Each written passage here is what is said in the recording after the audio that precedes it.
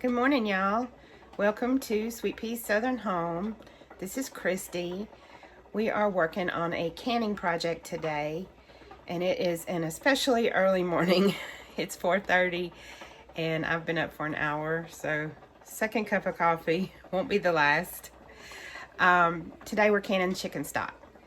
I need to put get some stock on my shelves, and I had a 10-pound bag of chicken leg quarters been hanging out in my freezer for a while, so I am cooking those up right here in the biggest pot I have, which is my water bath canning pot. And we're gonna cook the chicken. There's nothing in there but water. We're gonna cook the chicken till it's done. I'll pull it out, take it off the bones, and put the bones back in and simmer it all day.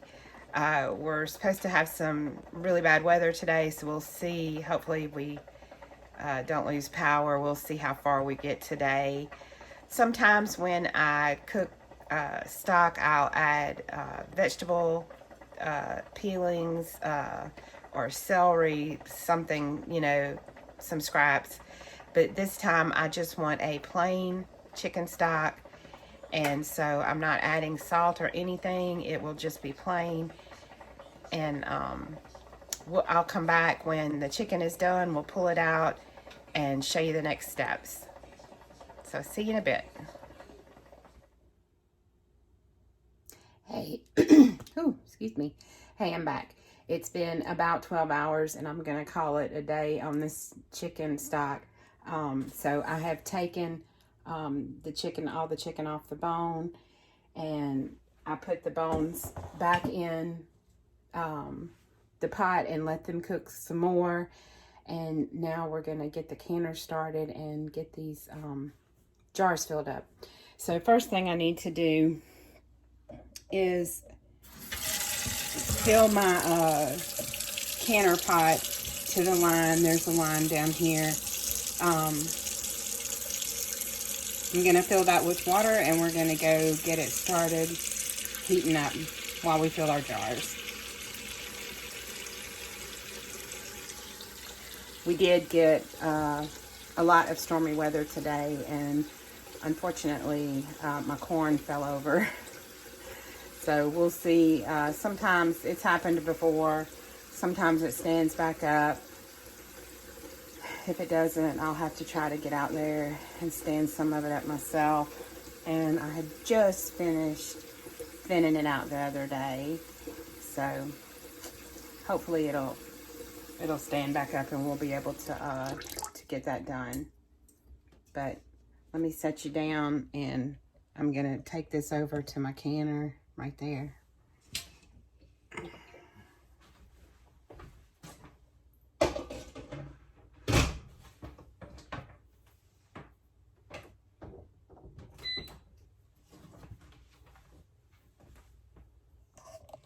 Take it with me.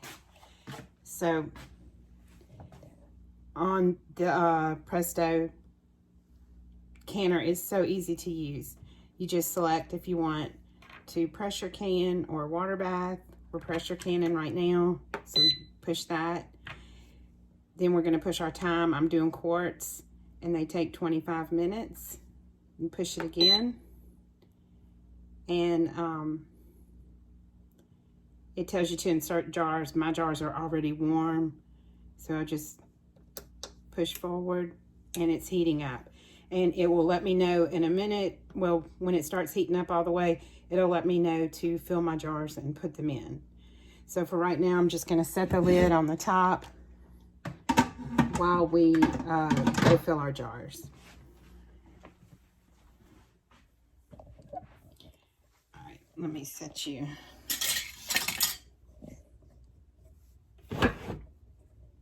Right here, you can see the jars right here. I have a piece of cheesecloth in my funnel to catch any pieces of bone or skin, and we're gonna start filling. I can only fit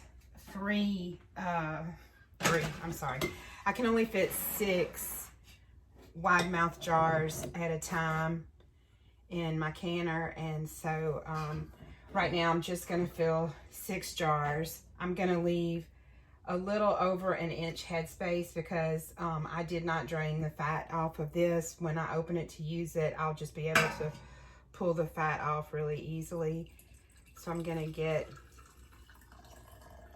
all 6 of these jars filled, and this is not boiling hot, it's just warm.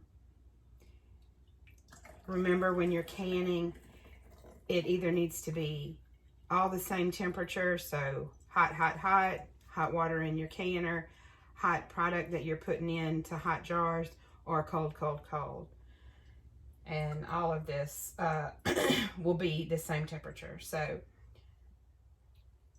I'm just going to continue filling these.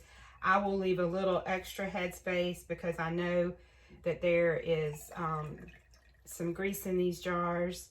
I mean, in my stock. And I want to make sure that they all seal. So I'll probably leave about 1.5 inches.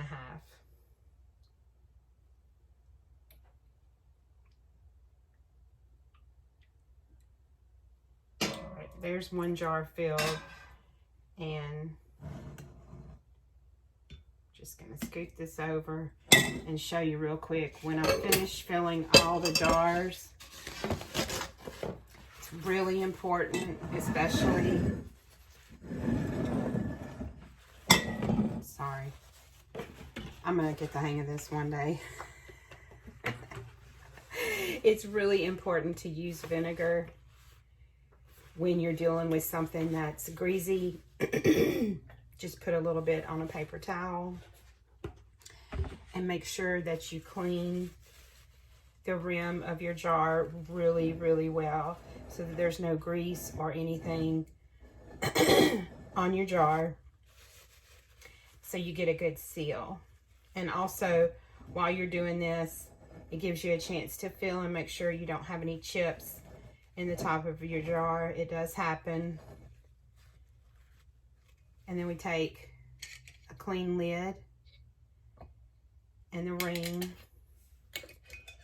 Now, in my experience with this pressure canner that I have, and I have to tighten these down a little bit harder than just finger tight to so that I don't get some siphoning. But so here's our first jar of stock. See how pretty clear it is. When I take this out of the canner later and show you when we get ready tomorrow to put it back on the shelf, I'll show you the difference between this that is just chicken, no seasonings, no vegetable scraps, compared to the darker stock that I have in my pantry right now. So I'm going to fill all these jars and wait for my canner to come on, to cut on and tell me that it's warm, and we'll come back and I'll show you what to do next. Okay, I have all 6 of my jars filled, and now my canner says fill jars. So I'm going to take the lid off.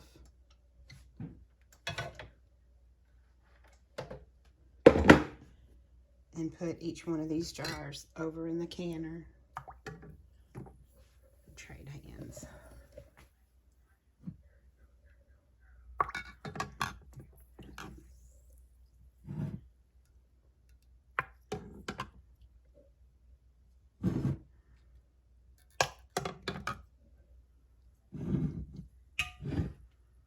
I don't know. I think I'm only going to be able to fit 5. But that's okay because I have some more jars to fill. So now what we do is, if you have an Instant Pot, this is similar. You put the lid on, turn it over where it says locked. Make sure that this is on vent. We close this up here and then go down and push the arrow, and it will show you that it's starting to heat. It will, once it gets hot enough, it will vent for 10 minutes. And then we come up here and we turn this to can, and it'll start the, we'll push the button one more time, and it'll start the countdown for 25 minutes, and then cool off. And once it's cool enough and the pressure has dropped, it will beep and let me know, and then I can unload it. So I probably have 2, possibly 3 runs to do this evening. It's already almost 5 o'clock.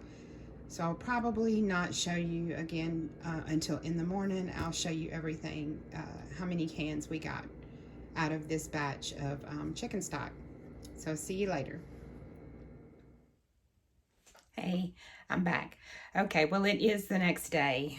I was up till about 9 o'clock last night waiting on the canner to finish. We did 2 loads. I got 10 jars of chicken stock, and this, remember I said this is just chicken and water. I didn't season it. I didn't put vegetable scraps in it, which I normally do. I usually save my vegetable scraps and I keep a bag in the freezer, and when I get ready to make stock, I just add those to it for extra flavor. But this time I wanted to just do chicken. So everything's sealed, and just to show you, here's a jar of chicken stock from November that I made.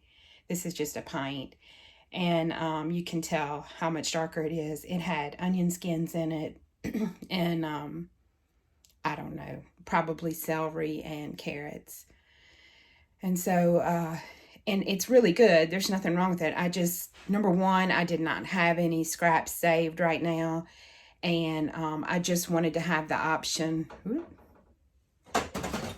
I just wanted to have the option of having some plain, so that I could season it up however I wanted. And this time I did all quarts, so we had 10 quarts because I have quite a few. There's some in the back behind these quarts, but I have quite a few pints, and so, and I was getting tired and didn't feel like processing a bunch of pints. So that's going to end this video. I hope you enjoyed. I know that this is the second canning video I've put up, and I know that canning beans and meat and stock is not super exciting, but oops, sorry.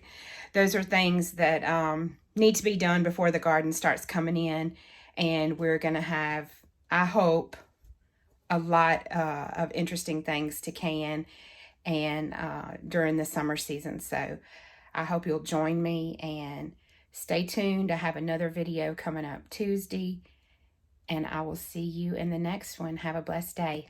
Bye.